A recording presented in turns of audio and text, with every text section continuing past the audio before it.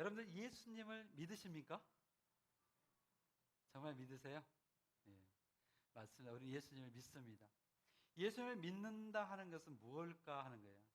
내가 예수님을 믿는다 그 말은 내 삶이 변화되었다는 거예요.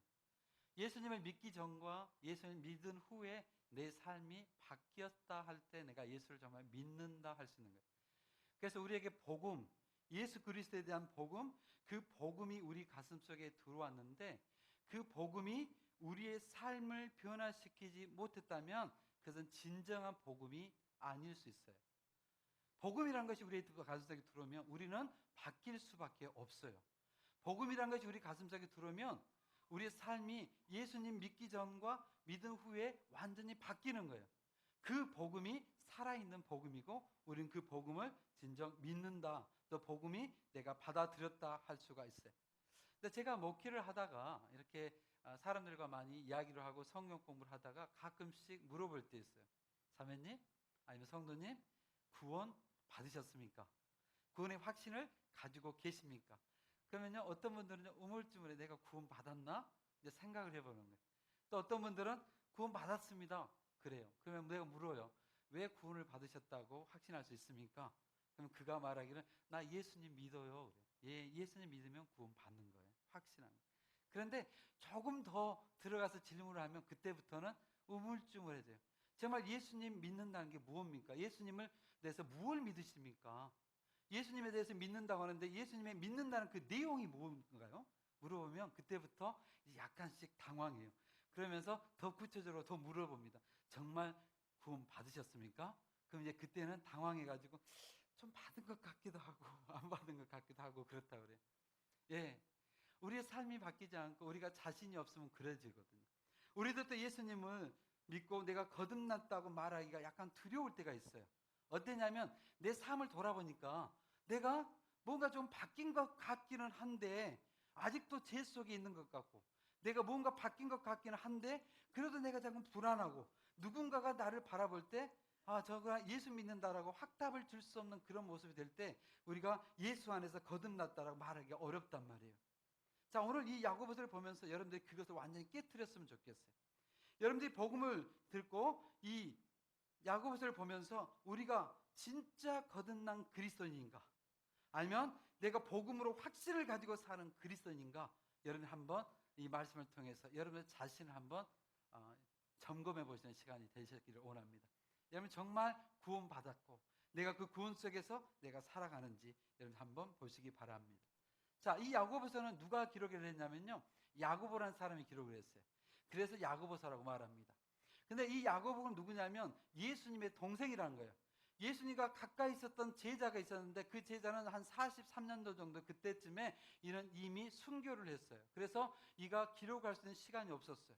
근데 갈라디아서 2장을 보든지 또 다른 부분을 보면 예수 그리스도를 미워했고 핍박했던 사람들이 누구냐면 예수 그리스도의 가족 중에 한 사람이었어요. 가족들은 예수를 믿기가 어려웠어요. 믿기가 쉽겠어요? 어려웠어요, 그들은. 가장 가까이 있으니까 더 믿기가 쉬울 것 같은데 어려워요. 가장 목사가 목사답지 않다고 보는 사람이 누군지 아세요? 가족이에요, 가족. 우리 와이프가 그래요. 목사님 당신은 강당에서 내려오지 말라고. 그냥 거기서 이불 펴고 자라고.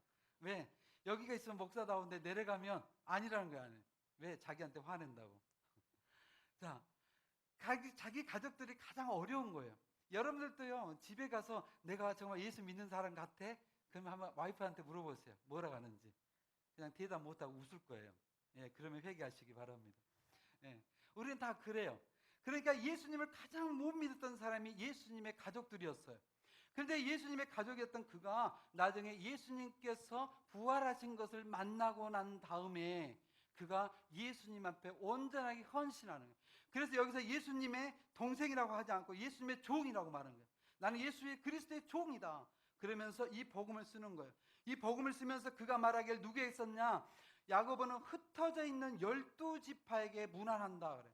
흩어졌다는 것은 그때 초대교회 고난과 고통을 받음을 통해서 그들이 예루살렘을 다 떠나서 다른 지역으로 다 흩어졌어요.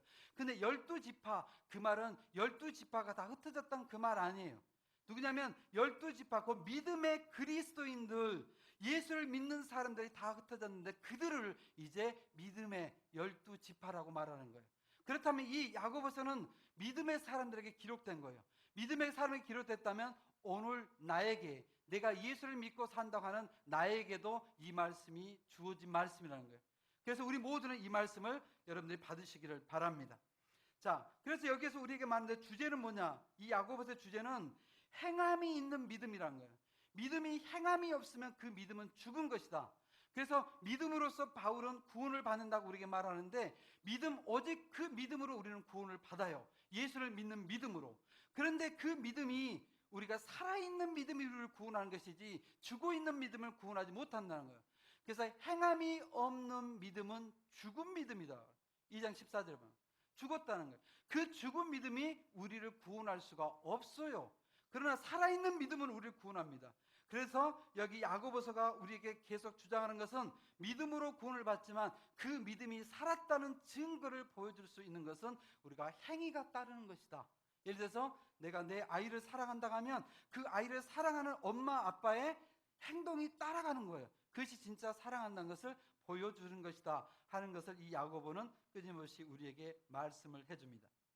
자, 그러면서 우리에게 말씀해 준 것이 뭐냐면 행함이 있는 믿음을 가져야 된다는 거예요. 행함이 있는 믿음을.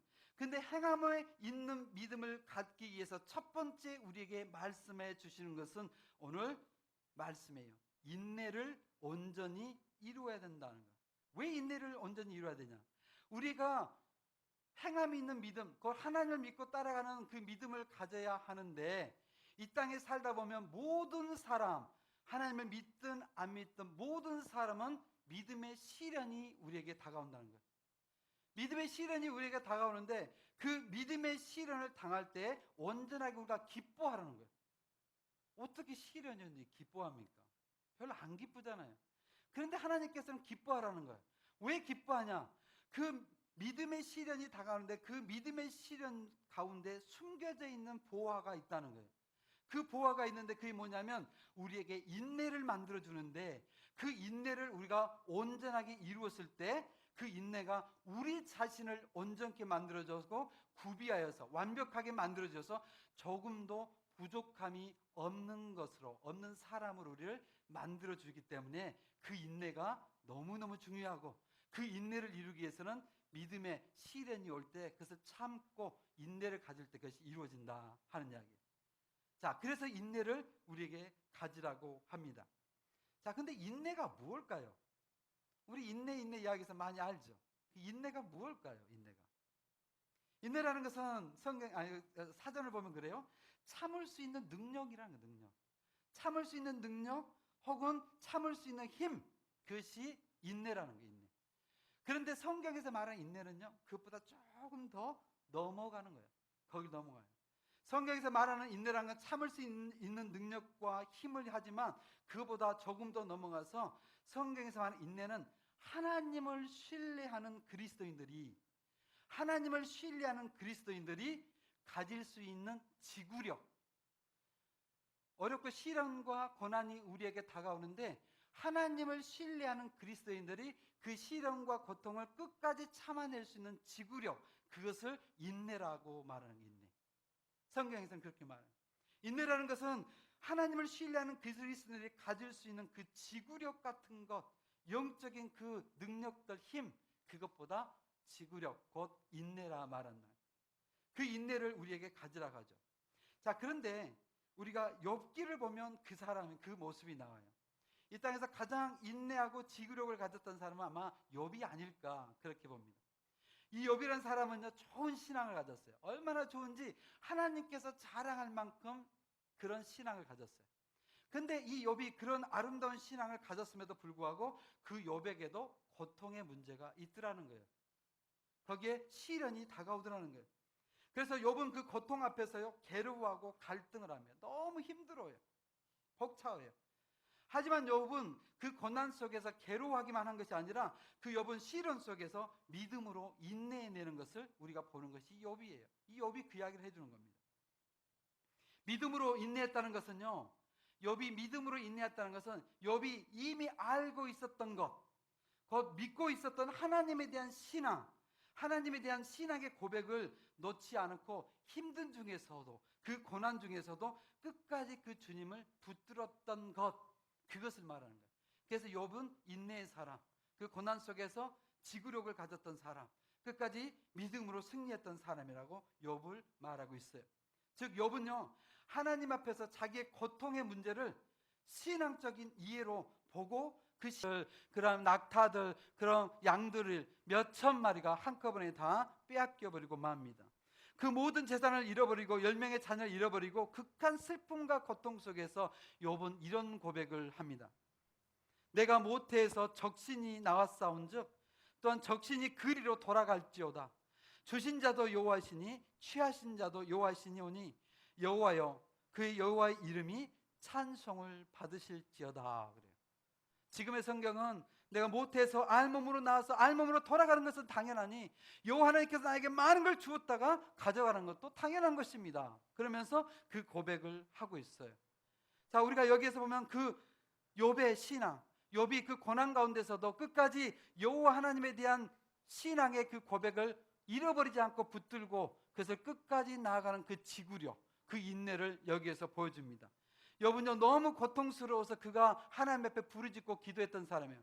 하나님 제발 나와 함께 단판을 좀 지읍시다. 내 앞에 오셔서 나와 함께 이야기 좀 하십시다 하는 사람이 욥이었거든요. 고난이 없던 건 아니에요. 고난이 아팠어요. 힘들었어요.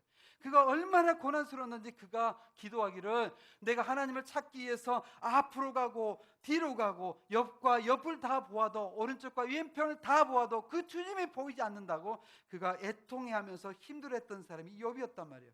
그런데도 그 어려움 속에서도 그는 여호와 하나님이 살아 역사하시는 걸 믿고 그 여호와 하나님을 한 번도 없다고 버리지 않고 그 여호와를 저주하지 않으면서 끝까지 하나님을 붙들면서 갔던 사람이 욥이에요. 그래서 욥이 23장 10절에 보면 그가 놀라운 고백을 합니다. 그가 그 고난의 길에서 그 시련의 길에서 이런 고백을 하죠. 나의 가는 길을, 곧 나의 고난의 길, 나의 시련의 길을 오직 그가 아시나니 그가 나를 단련하신 후에 곧 그가 내가 믿음의 시련을 다 통과한 후에 나를 정금과 같이 나오게 하실 것이다 하는 거예요. 그 고백을 욥이 하는 거예요. 욥이 고통 가운데 있었지만 힘들었었지만 그가 하나님에 대한 신앙을 버리지 않았다는 거예요. 끝까지 그 여호와 하나님 앞에 의지를 하고 그 여호와 앞에 자기의 인내를, 자기의 지구력을, 그 여호와 앞을 바라보는 그 신앙을 붙들음으로 통해서 그가 여호와를 통해서 그 모든 것이 다 통과한 후에 정금과 같이 되었다는 그 신앙의 고백입니다. 정말 그렇게 됐어요. 욥 42편을 보면 욥이 하나님 앞에서 믿음이 엄청 성숙해졌던 걸 볼 수가 있습니다. 욥은 하나님의 뜻과 주권을 다 이해할 수 없었어요. 욥은 하나님께서 인도하신 걸 다 이해할 수 없었지만 그는 그 여호와 하나님을 그 고통 문제 속에서도 여호와를 절대 버려본 적이 없어요. 끝까지 그 여호와를 붙들음을 통해서 그랬을 때 욥이 어떻게 해요? 하나님을 눈으로 보는 신앙으로 이르게 되더라는 거예요. 눈으로 보는 신앙. 욥이 42장 5절에 그래요. 나는 이제 여호와를 내가 보게 되었다고. 옛날에는 여호와를 듣기만 했지만 나는 여호와를 내가 내 눈으로 보게 되었다라고 말합니다. 여호와를 보게 됐다는 게 무슨 말일까요? 이렇게 만났다는 이야기도 맞아요. 그런 것도 포함될 수 있어요. 근데 욥이 그 시대는 뭐 족장 시대니까 여호와를 만날 수도 있었겠죠. 그런데 우리가 신앙 가운데서 내가 눈으로 보는 신앙이란 그 말은 뭐냐면 내가 하나님에 대한 지식, 믿음이 있었지만 그 이전보다 더 개인적으로 내가 인격적으로 그 여호와를 체험적으로 만났다 그 말이에요. 옛날에 여호와에 대해서 내가 들었기만 했지만 이제 그 여호와 하나님이 나의 진짜 하나님이라고 내가 내 인격적으로 그분을 만났을 때 욥이 고백했다처럼 나는 여호와를 만났다고 표현하는 거예요. 여러분들 그렇게 하지 않으세요? 여러분들 하나님 만나셨어요? 만나지 않으셨어요? 못 만났어요? 저는 우리 아이가 가끔씩 물어봐요. 아빠, 하나님을 정말 만났어요? 왜? 하나님 앞에 내가 목사라 가고 하나님의 말씀을 전하기도 하고 하나님의 말씀을 가르치기도 하고 하니까 아이가 물어봐요. 아빠는 정말 하나님 만났어요? 하나님을 봤어요? 그래요. 그럼 내가 뭐라고 그래요? 만났다고 그래요. 만났다고. 거짓말 친 걸까요? 아니요, 거짓말 치지 않았어요. 여러분들도 하나님을 만나셨잖아요. 그러니까 구원을 받은 거예요. 그럼 만났다는 게 무엇일까요? 내가 하나님께 이렇게 동 나타나서 이렇게 악수하고 만났다, 그게 아니에요. 욥이 말은 그예요. 욥이 말한 걸, 내가 옛날에 하나님에 대한 지식과 믿음이 있었지만 이전보다 더 개인적으로 인격적으로 그 하나님을 체험해서 내가 확실하게 그 하나님이 살아 역사하시는 걸 내가 믿는 거예요. 그 믿음이 나에게 있는 거, 그것보다 하나님을 만났다고 하는 거예요. 내가 기도할 때 하나님께서 들으신다고 그래요. 정말 하나님께서 여러분의 기도 들으세요? 근데 또 자신이 없어요. 갑자기 하나님이 들으시잖아. 근데 하나님 앞에 여러분들이 말씀하는 거예요. 그게 하나님이 영이시라 우리가 영으로 만나는 거예요. 내 가슴속에 그 주님이 들어오시는 거예요. 어떻게? 엘리사의 사환이, 엘리사가 보면서 아람 군대가 거기서 뒤를 치고 있을 때 그 사환이 죽게 됐어, 우리 죽게 됐어, 어떡하죠? 어떡하죠? 그래. 그러니까 하나님 앞에 엘리사가 기도해 주잖아요.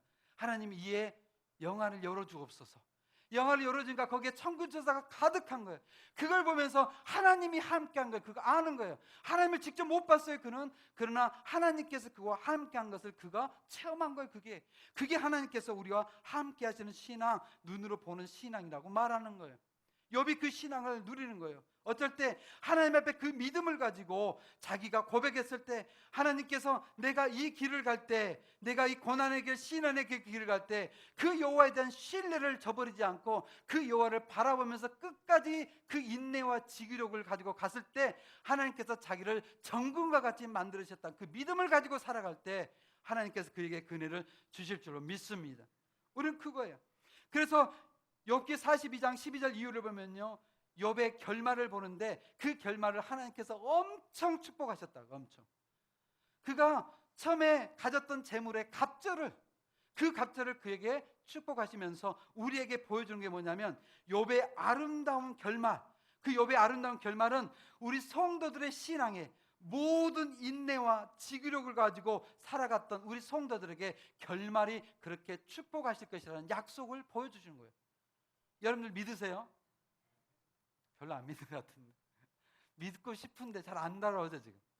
예, 우리에게는 그 믿음을 줘요. 하나님께서 그 축복을 주시는 거예요. 제가 우리 어떤 제 친척이라고는 할 수는 없죠. 그 사돈이에요, 사돈. 사돈인데요, 우리 작은 형님의, 형수님의 동생이에요. 근데 이분이 정말 고통 가운데 사셨던 걸 제가 내 눈으로 보았어요. 한 20 몇 년 전에 미국에 이분들이 이민을 오셨어요. 이민을 오셔가지고 이제 거기서 정착을 하고 살려고 하는데 그 아빠, 그다음에 그 엄마, 그다음에 딸 셋이 이민을 왔어요. 근데 딸이 중학생, 그다음에 그 큰애하고 둘째가 아마 연년생 비슷했던 거예요. 연년생이었던 거예요. 그래서 고등학교 이제 막 들어가는 애들 1, 2학년인가 그랬어요. 근데 한 1년 정도 그들이 이제 거기에서 정착을 하기 위해서 아빠랑 함께 이제 세탁소를 하면서 생활을 하게 됐어요. 참 단란하고 행복하더라고요. 딸들이 정말 행복해요. 지훈이 인상 안 써도 돼. 딸들이 정말 행복하고 이렇게 좋아요. 그러니까 좋아요. 우리 아들들도 있지만 딸들이 참 그런 엄마 아빠하고 참 잘 지내요. 잘 지내. 그런데 거기에 아픔이 생기기 시작했어요. 뭐냐면 한 1년 정도 됐는데 그 아빠가 아프었어요. 아파가지고 병원을 갔는데 아마 간암 말기인가 그런 것 같아요. 그래서 간암 말기는 고치지도 못하더라고요. 그래서 간암 말기가 있는데 너무 안타깝더라고요. 이제 미국 와서 막 정착을 하고 이제 살아보려고 하는데 아이들은 다 어리지. 이제 그 엄마 혼자 그를 이끌고 가야 되는데 너무 가슴 아팠어요. 근데 제가 아마 그때 신학을 준비하는 막 그런 때였어요. 그래서 그때 한참 기도를 하고 있었던데 너무 안타까워서 그 가정을 놓고 계속 기도하고 있었어요. 그래서 그 가정을 놓고 한 40일인가 작전 기도하면서 기도를 하는데 어느 날 그 이모라는 분이 연락이 왔어요.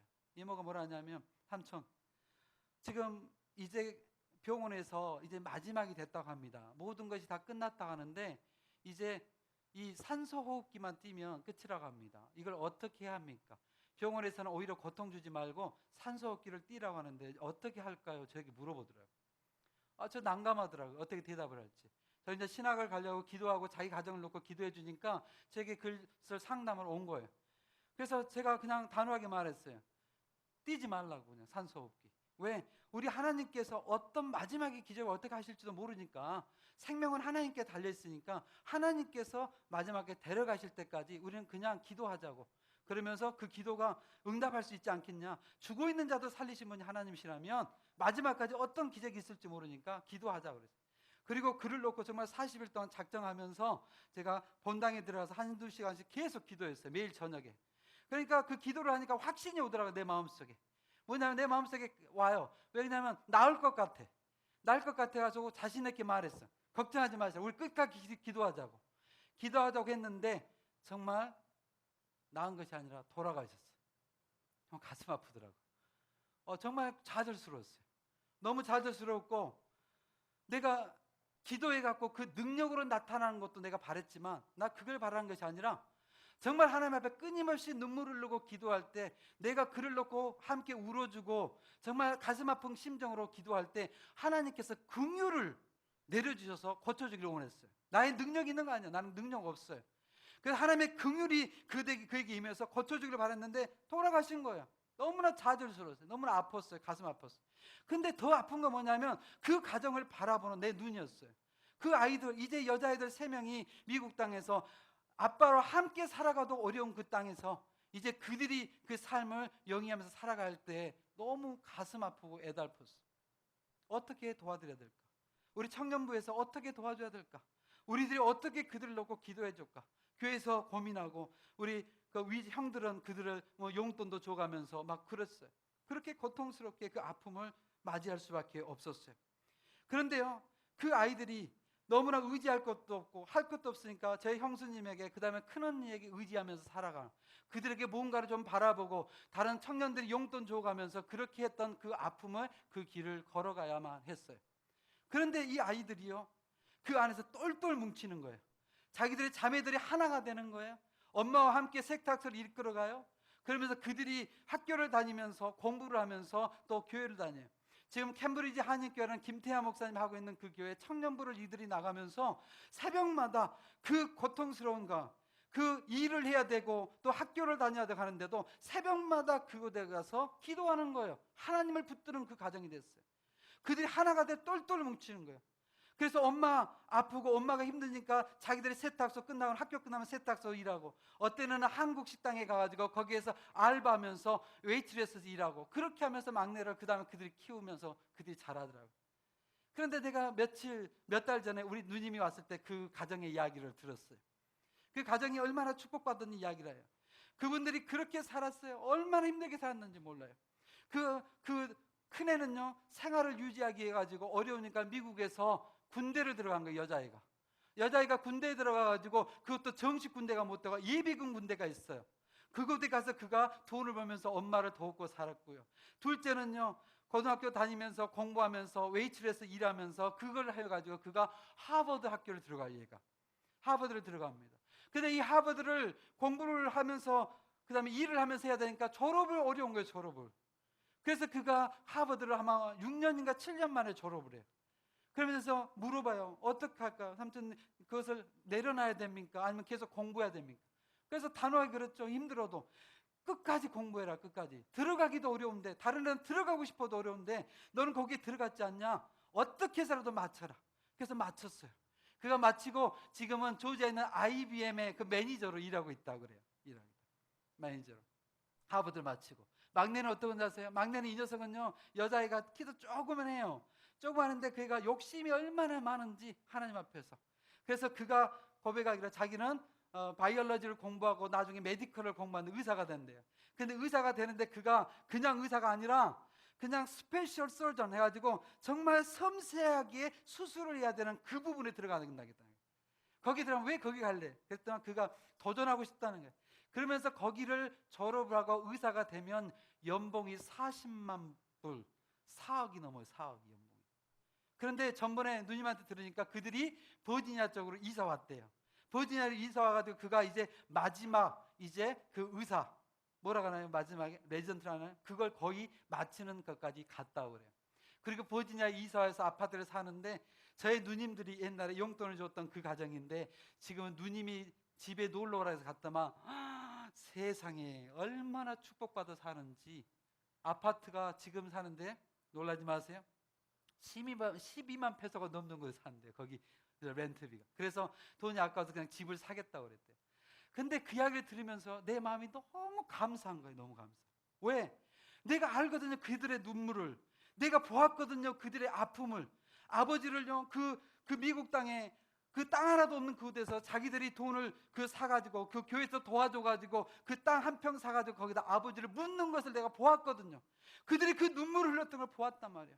그러나 그 딸들이 그 시련과 고난 속에서 여호와 하나님을 붙들고 그 어려움 속에서 알바해 가면서 학교 다니면서 새벽을 깨우면서 기도했던 그들이 하나님께서 이 시련을 다 이루고 나니까 그 인내를 온전히 이루고 나니까 그들이 조금도 부족하지 않게끔 축복하신 것을 보았다는 말이에요. 이게 하나님의 말씀이라는 거예요.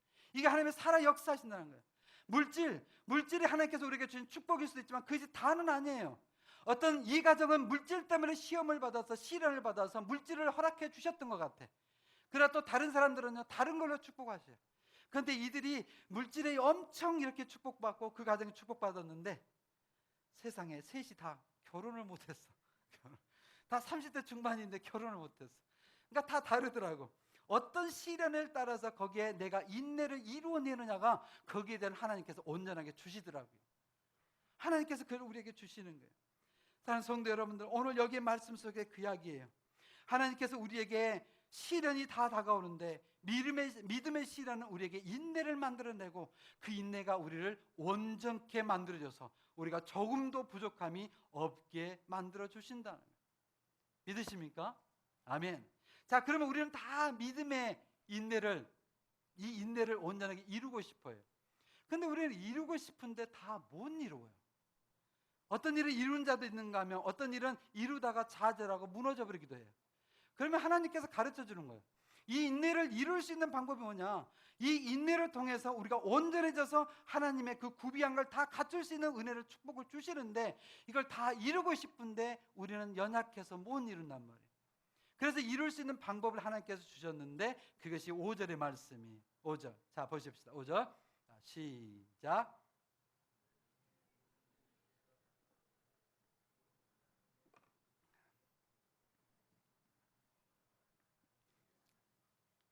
아멘. 뭐냐면 지혜라는 게 필요하다는 거예요. 지혜라는 것이 있으면 그 지혜가 우리를 온전케 만들어 줄 수 있는 그 힘을 우리에게 주시는 거예요. 능력을 주는 거예요. 지혜라는 것을 우리에게 준다는 거예요. 자, 그러면 지혜라는 게 뭘까요? 지혜라는 건 어떤 걸까요? 지혜라는 것은요, 우리가 지식을 가지고 있는데 이 지식을 사용할 수 있는 힘, 지식을 잘 우리 어떤 생활 속에서 이용할 수 있는 힘, 그것보다 지혜라고도 해요. 그런데 성경에서 말한 지혜는 약간 달라요. 성경에서 말한 오늘 이 야고보서를 받았던 유대인들이 이 지혜라는 말을 들었을 때는 다른 지혜예요. 유대인들에게 지혜라는 말씀을 해주는데 성경에서 지혜라는 말은 어떻게 말합니까? 성경에서 지혜라는 것은요, 잠언서 1장 7절에 이렇게 말해요. 지혜라는 것은 여호와를 경외하는 것이 지혜의 근본이라 그래요. 여호와를 경외하는 것, 신약의 말로 하면 여호와를 사랑하는 것, 여호와를 정말 사랑하는 것이 지혜라는 거예요. 아까 말한 것처럼 인내를 가지고 살아갈 수 있는 것인데 인내라는 것은 여호와에 대한 믿음을 가지고 여호와가 우리에게 허락하셨던 시련을 그 여호와에 대한 소망을 가지고 끊임없이 참고 지구력을 가져서 이겨내는 것이 인내라고 그랬잖아요. 그 인내를 가질 수 있는 힘은 어떤 것이냐? 여호와를 경외하는 것, 여호와를 정말 사랑할 때, 여호와를 정말 진실로 사랑할 때 그 여호와를 사랑하기 때문에 여호와께서 나에게 주신 믿음의 시련이 분명히 나에게 무슨 뜻이 있을 거야. 하나님께서 나를 분명히 이루어 주실 거야. 나를 완벽하게 온전하게 채워 주실 거야 하는 그 믿음을 가질 수 있게 되는 거예요. 무엇이? 여호와에 대한 지혜, 여호와를 사랑하는 것, 여호와에 대한 경외, 그것을 가질 때 할 수 있어요. 그래서 여호와를 사랑할 때 우리의 관점이 바뀌는 거예요. 나에게 어려움이 있고 시련이 왔을 때더라도 내가 여호와를 정말 사랑하면 그분에 대한 이해가 달라져요. 그분이 나에게 고통과 아픔으로 끝내는 것이 아니라 분명히 사랑으로 주셨다는 것에 대한 믿음이 생기는 거예요. 그것이 지혜예요, 지혜. 그 지혜 받으셨습니까? 예. 우리 지혜자매도 있는데 지혜 받으셨어요? 우리 교회는 참 좋아요. 지혜도 있고 은혜도 있고. 예. 우리가 지혜가 그 지혜라는 거예요. 그렇죠? 이 지혜를 가지면 여호와를 경외하고 사랑하게 되면 주님께서 나에게 주신 것, 믿음의 시련을 왜 주시는지를 깨달을 수 있는 눈이 보여준다는 거예요. 그것이 여호와를 사랑할 때, 여호와에 대한 믿음을 가지고 있을 때 그래요. 자, 그래서 여호와를 사랑하는 사람들에게 주님께서 물어보는 것이 있어요. 뭐죠? 믿음에 대한 이야기래요. 믿음. 여호와를 정말 사랑하는 사람은 믿음을 가지고 있어요. 믿음을 정말 깊이 가지고 있어요. 그래서 오늘 야고보서가 그 이야기를 하는 거예요. 믿음은 여호와 하나님을 사랑하는데 행위가 따른 믿음, 행위와 함께 더불어서 일하는 그 믿음을 가져야 된다고 해요. 그런데 우리는 믿음을 약간 오해할 때가 있어요. 믿음에 관해서 우리가 잘못하는 게 있어요. 믿음이라는 것은요, 아는 것이 아니에요. 근데 우리는 아는 것을 믿음이라고 생각할 때가 있어요. 잘 들어보세요. 내가 여러분들 내가 정말 믿음을 가지고 있는가, 아는 것인가 잘 한번 구별해 보세요. 내가 믿는다고 하는데 그 믿음이 진짜 믿음이 아니고 내가 예수님에게서 알고 있을 때가 있더라는 거예요. 믿음에 대해서 잘못해요. 잘못 오해를 해요. 그래서 믿음은 아는 것이 아니에요. 믿음은 행함이 따르는 것이 진짜 믿음이에요. 나는 예수님께서 우리의 구주시며 주님이라고 믿는다고 할 때, 그분이 나의 구주고 주님이라고 믿는다고 할 때 실제로요, 실제로 예수님께서 여러분의 주님이고 구주로 역사하실 때 그 말이 참말인 거예요. 그런데 우리는요, 예수님에 대해서 들었던 걸로 가지고 믿음이라고 생각하는 거예요. 내가 예수님을 믿는다고 하는 것이 어떨 때는요, 들었어요. 예수님이 우리의 구주고 주님이라고 누가 하더라 하는 거예요. 내가 경험도 되지 않고 아직 믿음이 아닌데 그것은 진짜 믿음이 아니라는 거예요. 우리는 그럴 때 참 많아요. 그것보다 뭐라고 그래요? 야고보서는 그 믿음은 죽은 믿음이라 그래요. 죽은 믿음. 그래서 그 믿음은 우리를 구원할 수 없다고 그래요. 자, 이야기하면 조금 더 여러분들이 더 이해할 거예요. 김익두 목사님 혹시 아세요? 1900년 초반기에 우리나라의 유명한 목사님이 계세요. 김익두 목사. 옛날에 돌아가셨어요. 근데 이 김익두 목사님이요, 예수님을 만나고 났는데 처음에는 깡패였어요. 깡패 중에서도 완전 깡패. 저도 이제 그분의 어, 전기를 읽어보면 망나니 중에서 그런 망나니가 있어요. 마을에서 그분을 보면 너무너무 재수없다고 생각하는 거예요. 다 도망가는 거예요. 그분만 있으면. 막 물을 다 지키기도 하고 가서 산 기슭에서 두들겨 패기도 하고 얼마나 엄청나게 깡패였어요. 심지어 선교사님들을 돌로 갖다 막 치고 그렇게 했던 사람이 이 김익두라는 분이에요. 근데 이 김익두가 예수님을 믿고 나서 완전히 회개하고 이제 이분이 신학을 해서 목사가 됐어요. 목사가 됐는데 엄청 부흥이 일어나요. 이 김익두 목사님. 가는 곳마다 부흥이 일어나요. 가는 곳마다 역사가 그래요. 성령의 역사가 있어서 병든 자가 고쳐지기도 하고 거기에 방언이 터지고 엄청 부흥이 됐어요. 근데 이 김익두 목사님이 이제 부흥회를 하기 위해서 기차를 타고 이제 먼 곳을 가고 있었답니다. 근데 어떤 청년이 이 김익두 목사님 앞에 앉더래요. 함께 앉아가지고 이 청년이 이제 자기가 예수님을 믿는 이야기를 그 김익두 목사님한테 이야기해 주는 거예요. 왜냐하면 나는 예수님을 믿습니다. 예수님을 믿는데 내가 너무너무 좋습니다. 예수 안에서 이 구원도 있고 이 은혜도 있고 기쁨도 있다고 김익두 목사님한테 하나씩 설명을 해줘요. 그러면서 그가 말하더라는 거예요. 내가 예수 믿는데 김익두 목사님이 어디에서 오늘 집회를 한다는데 당신도 그곳에 가서 은혜를 받으시오라고 말해주더라고요. 누구한테? 김익두 목사한테. 김익두 목사가 앞에 앉아있는데 자기가 김익두 목사를 증거를 해주는 거예요. 김익두 목사가 너무너무 은혜가 높고 그분이 집회하는 곳마다 이런 것이 은혜가 있다고 그 김익두 목사님한테 설명해 줘요. 그러니까 김익두 목사님이 기가 차서 물어봤대요. 김익두 목사 잘 아시오? 그러니까 잘한다는 거예요. 그러면 좀 이야기 좀 해주시오. 그러니까 그 청년이 이야기해줘요. 김익두 목사가 옛날 깡패 중에 깡패였는데 선교사도 들고 펴고 막 이랬던 사람입니다. 근데 그분이 예수 믿고 나서 변화되어가지고 지금 엄청 부흥을 일으키고 가는 곳마다 역사가 일어납니다. 그러니까 꼭 김익두 목사님한테 가서 부흥에 가서 은혜 받으시오 그러더라고요. 그러니까 들어보니까 진짜 사실이더란 거예요. 김익두 목사가 깡패였던 것도 알고 선교사를 때렸던 것도 알고 사람들에게 물집 끓였던 거 알고 다 알더라는 거예요. 모든 걸 다 김익두 목사에서 알더라는 거예요. 자기가 들어보니까. 너무나 그가 기가 막히게 김익도 목사에 가서 모든 것을 알고 있더라 하는 거예요. 그런데 그 이야기를 김익도 목사한테 말하고 있다는 거예요. 여러분 캐치하셨어요, 여러분들? 무슨 말인지? 김익두 목사에 가서 엄청 알고 있고 그분을 통해서 은혜가 쏟아진 걸 다 알고 있었는데 진짜 김익두 목사는 모르고 있더라는 거예요. 김익두 목사에 가서 들었어요? 김익두 목사에 가서 알고 있어요? 김익두 목사에 대해서 관해서는 너무나 빠삭하고 하고 김익두 목사가 알고 있었던 이상으로 알고 있더라는 거예요. 그런데 김익두 목사를 모르더라는 거예요. 이야기를 보면서 우리가 우리의 가슴속에 담아놓아야 할 게 있어요.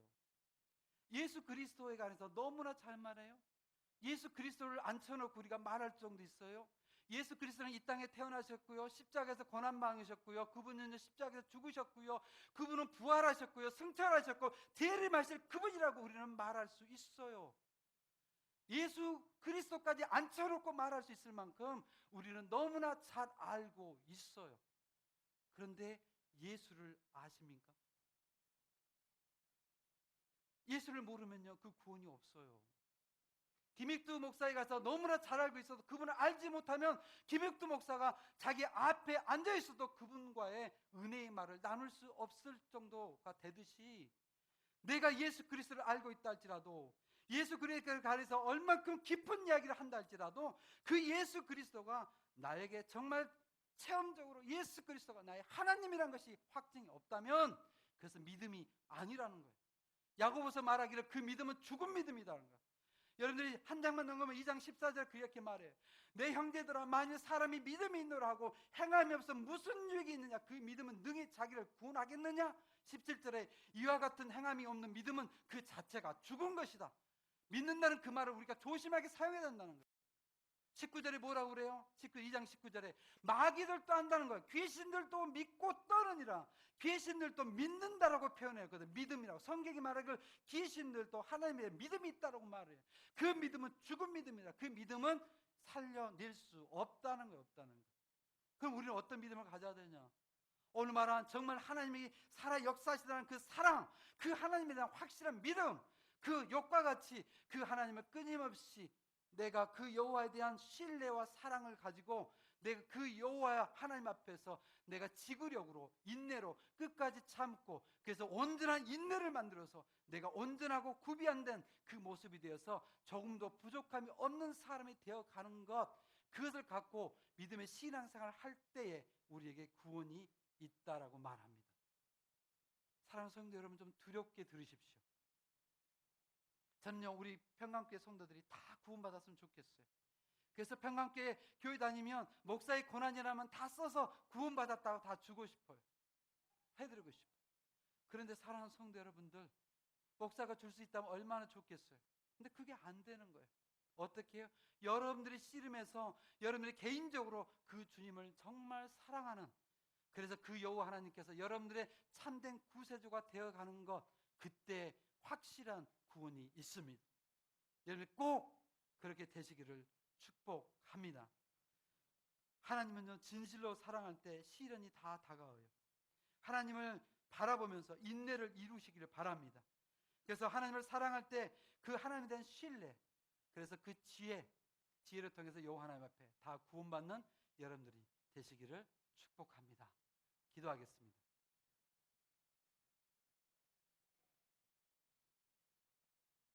하나님, 우리 성도님들 너무 귀하고 귀한 성도님들, 우리 평강교회를 위해서 온 힘을 다하는 귀한 성도님들, 아버지 자기 힘을 다해서 섬기는 귀하신 분들, 아버지 이들에게 참된 구원이 있기를 축복합니다. 아버지여, 이들이 믿는다 할지라도 정말 그 믿음이 아는 것이 아니라 정말 믿음이 되게 하여 주옵소서. 그러게 하나님 안에 우리에게 믿음의 시련을 줍니다. 우리가 정말 참된 믿음을 가지고 있는지 아닌지를 볼 수 있도록 우리에게 믿음의 시련을 줄 때 하나님이여, 우리 평강교회 모든 성도들은 그 믿음의 시련을 아버지 인내로 이겨내게 하시고 그 인내를 온전케 이루어서 우리 모든 평강교회 성도들은 하나님께 주시는 은혜 속에 구원을 확실하며 살아가게 하여 주시옵소서. 아버지, 우리가 주님을 아는 것으로 그치지 않기를 원합니다. 김익두 목사님 앞에서 그 청년이 김익두 목사에 관해서 여러 이야기를 했지만 정말 김익두 목사를 알지 못했을 때, 정말 김익두 목사를 만났을 때 그와 교제를 나누지 못한 것처럼 아버지여, 우리가 예수 그리스도를 안다고 그치지 않기를 원합니다. 예수 그리스도를 아는 것으로가 아니라 정말 믿음으로 그분을 사랑해서 그 사랑하는 그 지혜로 가지고 우리가 그 여호와 하나님 앞에 끊임없는 지구력으로 인내로서 승리하는 평화교회 성도들 되게 하여 주옵소서. 우리 평화교회 모든 성도가 은혜 속에 있기를 원하오며 우리 주 예수 그리스도 이름으로 기도합니다.